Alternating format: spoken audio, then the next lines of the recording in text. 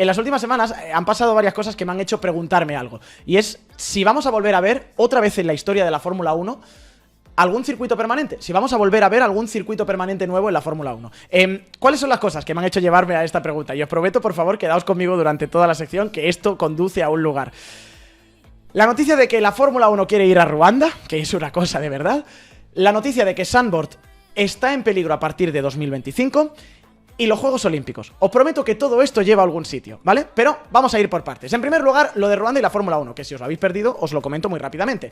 Es una noticia que tenemos publicada en soymotor.com, lo dijo Stefano Domenicali, y si os lo habéis perdido, os lo cuento yo rápidamente. En una entrevista a Autosport, dijo Stefano Domenicali que Ruanda va en serio para entrar en la Fórmula 1. No solamente eso, sino que Ruanda incluso entraría con un circuito permanente que estrenarían con la Fórmula 1 y que estaría cerca del aeropuerto de Kigali, que es la capital. Sería el primer circuito permanente que tenemos en el horizonte próximo de la Fórmula 1 desde Qiddiya, vamos a decirlo así.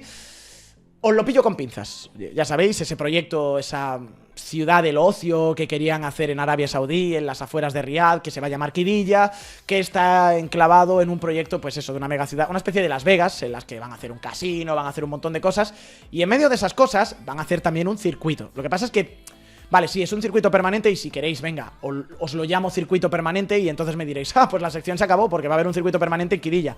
Bueno, hay que ver si sale, primero, porque ahora mismo Qiddiya es nada, y segundo, es un circuito permanente que va a estar en una ciudad todavía no construida, entonces es como un resort que va a tener de todo. O sea, no es un circuito específico como Austin, por ejemplo, que pum, coges un circuito y lo pones en un sitio. Aquí va a ser una cosa un poquito diferente, básicamente. Pero bueno, si no, tendríamos que hablar de que Ruanda puede ser ese nuevo circuito. Conclusión 1, que sacamos de esta primera premisa, que la Fórmula 1 que está buscando nuevos escenarios y si alguien lo paga, sí, ¿por qué no? Vamos a tener un circuito permanente, perfecto, no hay problema. Segunda cosa que me ha hecho pensar, que Zandvoort, y esto es una noticia que tenemos publicada hoy en soymotor.com, los Países Bajos, el director del circuito de Zandvoort, Robert van Overdyk, ha dicho que reconoce tener miedo a partir de 2025. Es decir, que piensa que una vez expire el contrato de Zandvoort en 2025, ya no se vuelva, que sea la última carrera. Las declaraciones son textuales. En este momento los riesgos son demasiado grandes, pero estamos haciendo todo lo posible para ver si hay una carrera después de 2025, si sigue siendo posible. Ojo, estamos hablando de Zandvoort, que como circuito pues os puede gustar más o menos, el espectáculo ni fu ni fa, es verdad que es un circuito estrechito, no hay demasiados adelantamientos, pero es una fiesta. O sea, primer año lleno absoluto, las gradas plagadas de naranja, segundo año más entrada. Este año 2024 se está hablando de que va a haber récord de nuevo, de que está todo lleno y de que va a ser el año todavía con más afluencia. Pues están en peligro. Uno de los grandes premios ahora mismo más exitosos a nivel internacional está en peligro también para la Fórmula 1. Conclusión 2 que saco yo de esta noticia, que la afición, perdón, nos la pela un poco. Si no se paga, pues me da igual que haya mucha gente, que haya mucha tradición, que tengas ahora mismo a Verstappen, que tengas a Heineken como patrocinador oficial de la Fórmula 1. Si no hay de esta, pues nos vamos a ir a otro lado. Y luego la otra parte que me ha hecho pensar son los Juegos Olímpicos. La otra parte que me ha hecho llevarme a esta pregunta de ¿volveremos a estrenar algún circuito permanente nuevo? ¿Se va a construir alguna vez más una instalación específica para hacer Fórmula 1 en el mundo? Han sido los Juegos Olímpicos. ¿Por qué? Porque en los Juegos de 2024 se me han abierto los ojos a una tendencia que ya se venía fraguando y que conocemos también bien en la Fórmula 1, ¿no? Os voy a hacer un pequeño resumen de algunas de las sedes que ha habido en los Juegos de París de 2024. El Estadio Olímpico, vale, es Saint-Denis, que es algo que ya estaba hecho, es una infraestructura que ya existía. Es un estadio específico, sí, porque hay que tener unas dimensiones específicas. Lo han remozado un poquito, le han dado un lavado de cara, pero no se ha construido un estadio olímpico específico para París con una super mega increíble estructura y una arquitectura impresionante que va a deslumbrar a todo el mundo que vea los juegos para enseñar la fuerza y la potencia y el arte y la creatividad de París. No, han cogido el estadio de Saint-Denis, el Stade de France, y lo han utilizado como estadio olímpico. La esgrima o el taekwondo, por ejemplo, se hizo aquí, que es una pasada. Esto es el Gran Palais, que es un palacio que existía dentro de París y que se utiliza para hacer que se han hecho para las sedes de taekwondo, como digo, y de esgrima. Vóley playa se ha hecho en un lugar espectacular que ha estado al lado de los Juegos Olímpicos, junto al campo de Marte. De hecho, se ha intentado utilizar mucho la Torre Eiffel para utilizar en clave para hacer estos estadios olímpicos o estas zonas desmontables, porque esto al final son 4 gradas, has llenado aquí de arena y luego lo desmontas. Pero tienes la foto, tienes los aros olímpicos y tienes la Torre Eiffel de fondo. Y la única infraestructura, junto con el centro de escalada, que se ha hecho nueva, específica, ha sido el centro de natación, que evidentemente, piscina olímpica, pues hay poquitas en el mundo, y una piscina olímpica encima que tenga gradas para poder acoger a la cantidad de gente que va a ver unos Juegos Olímpicos, pues todavía menos. Entonces es casi, si repasas un poco la historia de los Juegos, es casi obligatorio hacer un estadio olímpico, un estadio de natación para cualquier juego, para cualquier prueba de Juegos Olímpicos, porque básicamente esa infraestructura sí que no existe, no hay tanta afición a la natación para tener una piscina olímpica con unas gradas lo suficientemente grandes. Pero si nos vamos un poquito atrás, esto es lo que ha pasado en 2024. Si comparamos con otros juegos, y es verdad que cada vez se está intentando reutilizar todo más, y obviamente hay tantísimas disciplinas que no construyes un estadio específico para todos, pero en Tokio 2020, por ejemplo, se construyó un estadio olímpico específico, se construyó también un centro acuático, centro de gimnasia, el parque de tenis también.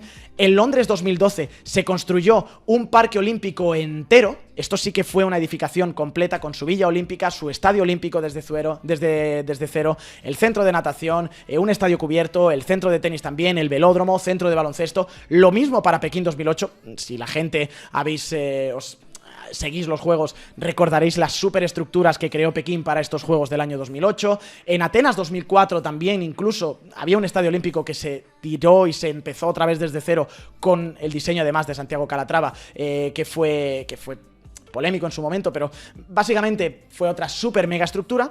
Y como digo, llegamos a estos Juegos de París, en los que lo que se ha buscado es enclavar todo dentro de la ciudad, enseñar al máximo posible las bondades de tu ciudad, tener la foto bonita, la Torre Eiffel con los aros olímpicos de fondo.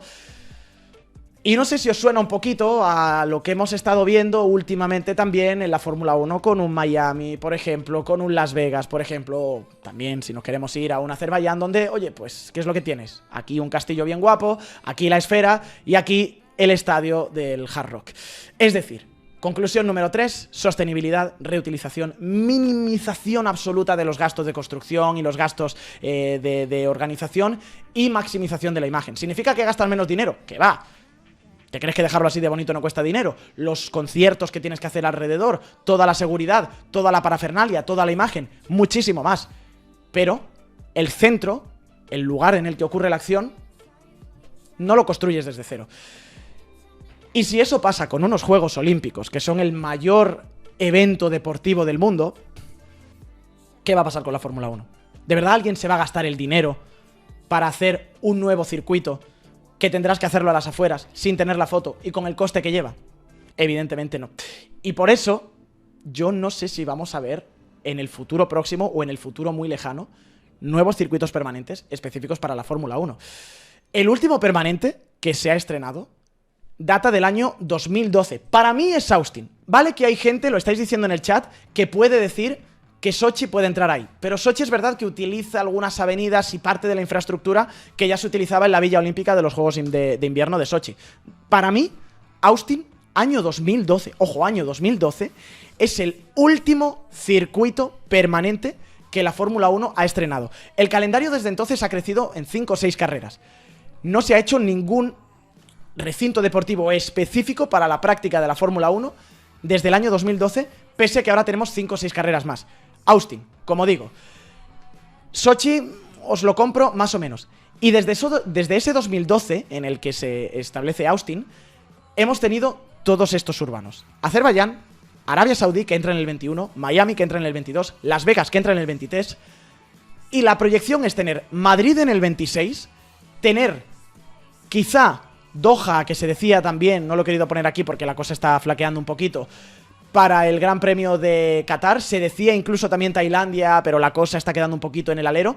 Y fallido, y esto sí que hay que contarlo porque se hizo una presentación oficial y había dibujos del circuito y entró en el calendario de 2020 y luego de 2021, para el Gran Premio de Vietnam. O sea, desde 2012, 1, 2, 3, 4... 5, si contamos Madrid 2026, 6 podrían haber sido con Vietnam si hubiera entrado, 7 si queremos con lo que pueda pasar con Doha, y 8 por lo que se decía de Tailandia en el horizonte en total. 8, 5 o 6 que han ocurrido o que van a ocurrir, frente a uno solo permanente estrenado, hecho específico para la Fórmula 1. Del calendario actual, 8 de 24 sedes son circuitos que no están en un enclave permanente. Solo en los 3 años anteriores a 2012 se habían estrenado 3 circuitos. O sea, más de 3 circuitos, perdón, que sí que eran permanentes. Austin, India, Corea y si nos vamos a 2009, Abu Dhabi también. Se intentó y no salió bien. Antes de todo eso habíamos tenido China y habíamos tenido Bahrein y Malasia, pero ahora mismo, si miramos el calendario actual, Austin y después habría que irse a Barcelona 1991 como el anterior estreno de un circuito hecho desde cero para albergar la Fórmula 1.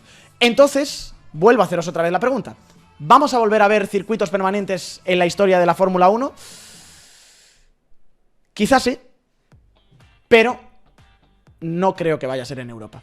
No quiero ser aquí o todo o nada, o blanco o negro, pero viendo lo que ha pasado en los Juegos Olímpicos, además, todo el músculo y todo el orgullo que se ha sacado también por cómo se han rendido en estos juegos en cuanto a sostenibilidad, en cuanto a contención de los costes, etcétera, etcétera, viendo por dónde va el mundo, sinceramente, volver a ver un circuito para Fórmula 1, grado 1 FIA, específico para Fórmula 1, que te coja una Alemania, una Italia, que te coja cualquier país y diga, venga, voy a hacer un circuito nuevo. Tilke, tengo estos terrenos, vamos a edificar sobre esto.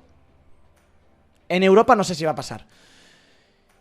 ¿Dónde puede pasar? Pues quizá el Golfo Pérsico. Puede ser el único sitio donde haya ese dinero para construir una infraestructura dedicada específicamente a la práctica del automovilismo de más alto nivel. O sea, grado 1 de la FIA. No te estoy diciendo circuitos como el que se ha abierto en Sevilla ahora o como el que se está construyendo también en Hungría. Un circuito hecho para la Fórmula 1. Que alguien diga, quiero tener un gran premio de Fórmula 1 y voy a construir un circuito para ello. Puede ser, por ejemplo, el circuito de Qiddiya, que es lo que se está promocionando, a ver si sale, que yo también me acuerdo de la ciudad del amor de Corea, aunque Arabia Saudí creo que tiene más dinero y quizá un poquito de mejor organización en ese sentido.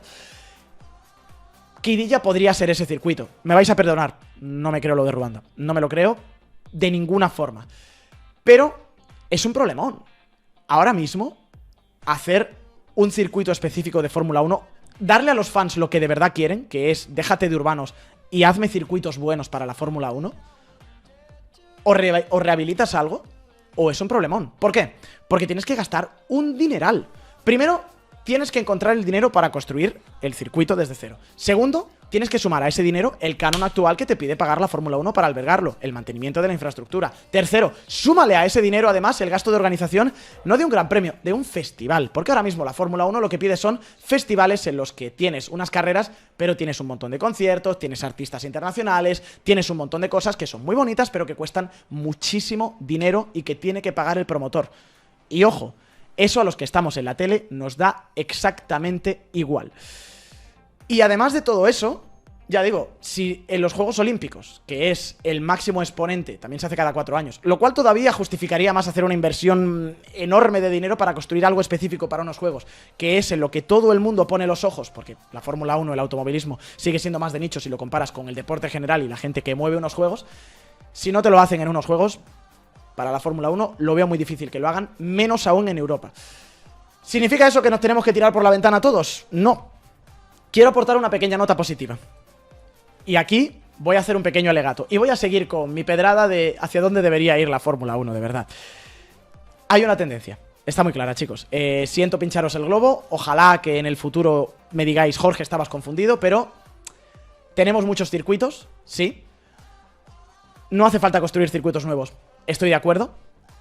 Hay algunos circuitos, o muchos de los que tenemos, que necesitan un pequeño lavadito de cara para albergar a la Fórmula 1 actual. Y eso ya también es bastante dinero. Es decir, si vas a hacer eso, quizá propones un circuito urbano porque encaja más en todo lo que hemos estado viendo. Pero los urbanos, dejadme que os diga, quizá no tienen por qué ser el demonio. En el fondo, estamos de alguna forma cerrando un poquito el círculo, pero en el siglo XXI. Si os acordáis, la Fórmula 1 nace no con gente construyendo circuitos específicos para la Fórmula 1. La Fórmula 1 nace aprovechando carreteras que unían pueblos y nace aprovechando aeródromos. Esto que veis aquí, esto es el mejor circuito que hay ahora mismo. Esto es Silverstone. No hace falta tener un lienzo en blanco. Las ciudades que hay ahora mismo, los paisajes que nos ofrece la orografía, yo creo que son suficientes. Lo que hay que hacer, para mí, es encontrar los paisajes adecuados. Primero, parar ahí. O sea, ya está bien de urbanos. Me parece muy bien que queramos ir a otros lugares. Ya está bien de urbanos. Pero como queremos ir a más sitios, y es algo impepinable y algo que va a ocurrir, porque si no, no estaríamos hablando de que Zandvoort puede caer, y no estaríamos hablando de que Silverstone está sin contrato, de que las dos carreras italianas, tanto Imola como Emilia-Romagna, están sin contrato también, y tenemos hasta 6 circuitos permanentes históricos sin contrato a partir del año 2026. Como eso va a pasar, y como queremos ampliar el calendario, pero estamos llevándolo a otros sitios donde hay más dinero, donde pagan el canon, y donde podemos sacar la foto, el equivalente de la Torre Eiffel con un Fórmula 1 en Las Vegas o donde sea, vamos a hacerlo bien. Vamos a hacerlo bien. Vamos a encontrar los paisajes. Y por otro lado, vamos a hacer lo que la Fórmula 1 está pidiendo últimamente, que es una adaptación a la inversa. Y aquí voy a entrar con mi pedrada y espero que todos os pongáis de pie y aplaudís. Antiguamente, lo que ocurría era que los circuitos se adaptaban a los coches. Hubo un momento en el que los coches eran tan rápidos y crecieron en tamaño tanto que los circuitos tuvieron que hacerse más anchos, más seguros, para acomodarse a los nuevos monoplazas. Ahora estamos viendo que lo que prima es el lugar, no tanto el circuito. Si fuera así, o si fuera por el tipo de coche, correríamos en Silverstone y en Japón todo el rato, porque son los circuitos que vienen bien a estos coches de efecto suelo, y no nos iríamos a las basuras de Las Vegas, por ejemplo. Entonces, ya que vamos a meter más urbanos, primero, metamos urbanos que valgan la pena, y segundo, y más importante, Estéfano, escúchame, por favor, coches para circuitos urbanos, es decir, más pequeñitos y más ligeros.